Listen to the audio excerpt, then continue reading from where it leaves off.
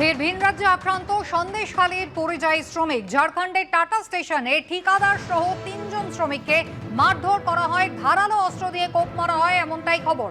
বাংলা বলায় মারধর করা হয়েছে বলে অভিযোগ শ্রমিকদের পরিবারের পক্ষ থেকে, এমনটাই দাবি করা হচ্ছে। আহত শ্রমিক এসএসকেএম হাসপাতালে চিকিৎসাধীন রয়েছেন।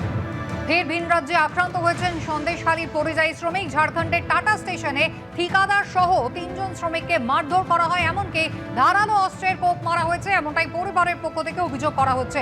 সমীরণ পাল রয়েছেন আমাদের সঙ্গে। সমীরণ, ঠিক কি ঘটেছে, কি অভিযোগ? দেখো, যেটা জানা যাচ্ছে, নেজার থানার অন্তর্গত এই শ্রমিকরা গত শনিবার দিনকে তারা রওনা দিয়েছিল। তার নাম সত্তার জমাদার, এবং যে শ্রমিক আক্রান্ত যে তাকে গতকাল এসএসকেএম হাসপাতালে নিয়ে গিয়েছে।